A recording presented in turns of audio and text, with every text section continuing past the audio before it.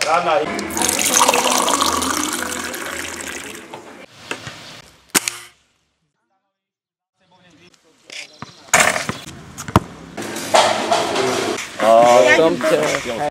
Som v telke.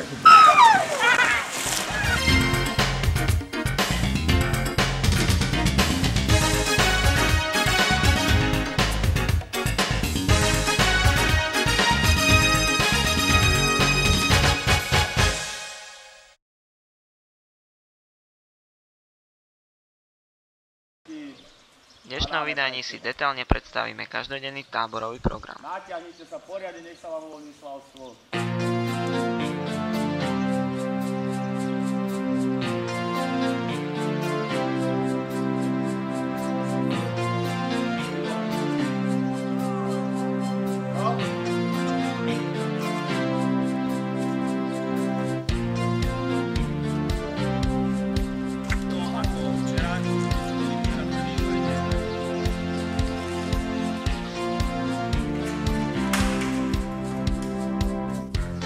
Tomuto ja hovorím bordel jak v tanku. Pozri sa, na čom spí. Lebo je lenivý dať si plachtu. A ďalší. Tak krásne.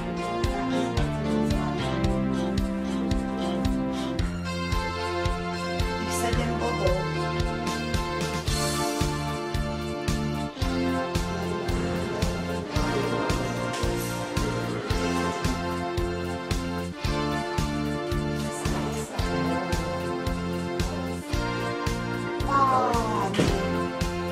Páni, dievky naše, kúknite sa na to.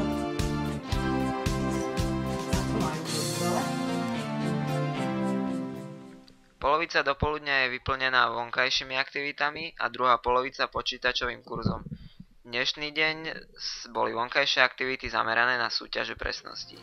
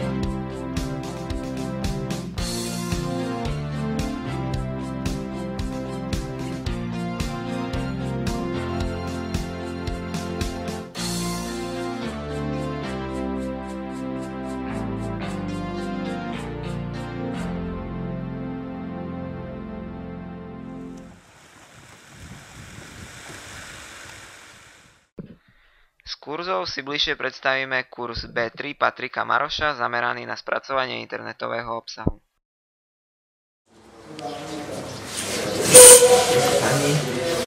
Patrik Maroš, som z Bratislavy, študujem na Strednej odbornej škole pôža telekomunikácií, odbor mechanik počítačových sietí. Tento rok som skončil 3. ročník. Ako si sa dostal na tábor? Na tábor som sa dostal tak, že približne pred 5 rokmi som sa prihlásil ako účastník. Najprv som bol účastník a potom ma vedúca oslovila, že či môžem niečo po prípade pomôcť a lektorovať. Teraz učím kurz multimédia a internet. Mám tam také menšie deti, ktoré moc nevedia nejaké extra veci, takže po prípade ešte doučujem aj také základné veci, čo im nejdu. Zatiaľ nie sú žiadne problémy. Teraz som ich naučil Real Player. Dá sa to pochopiť, je to jednoduché, lebo oni si otvoria v podstate video a hneď ak si otvoria video, spustia si ho, tak tam sa im zobrazí ikonka dovlon, čo si hneď odkliknú a už sa to stiahuje. A aké ešte ďalšie programy chceš ukázať? Keď budú už osamostatnení, že sami to zvládnu všetko bez problémov, tak po prípade pozriem aj Picasa web, že cez to dávať veci na Google a obrázky vytvárať koláže a potom to vložiť na internet. Ako to potom môžu využiť v bežnom živote? Keď sa vrátia domov a čo? Využiť v bežnom živote tak, že napríklad je doma, spraví si nejakú vec na počítači a chce to posunúť kamarátovi, ktorý není pri ňom, tak nemusí to dávať na USB kľúč, ale hodí to na internet, pošle link kamarátovi a on si to stiahne doma na svoj počítač. A ešte, že sú tie deti zatiaľ s tým spokojné, že...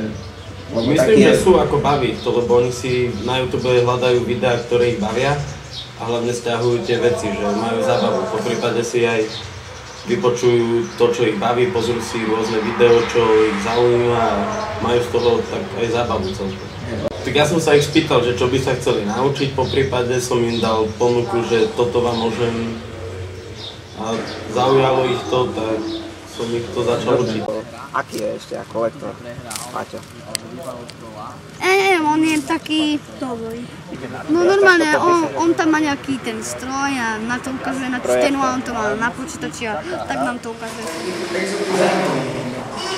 Popoludňa strávia účastníci pri športových hrách, výšlok von.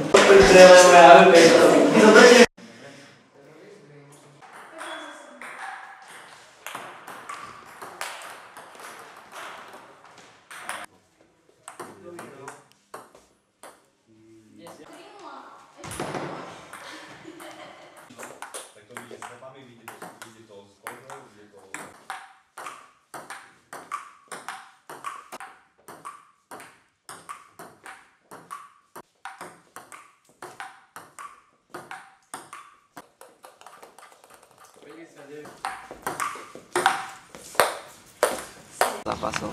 4 zápasy. A ktorý zápas bol najťažší? Si predposledný. Aký bol stav osudu? No neviem, prvý, akože, jak sa dopadli sety. No aj sety, keď si pamätám. No neviem, prvý nejak 21, neviem koľko, 16 alebo tak.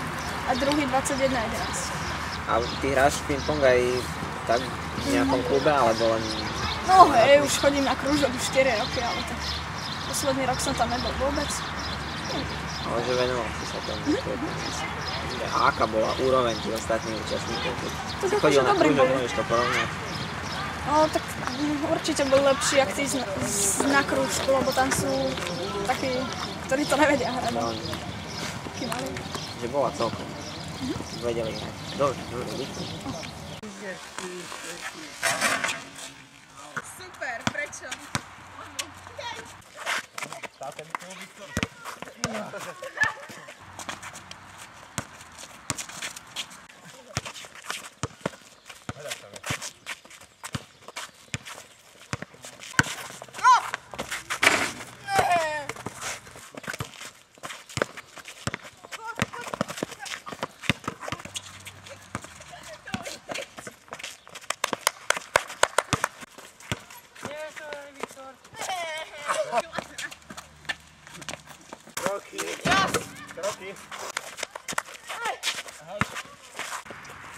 Nechyba někomu, jo?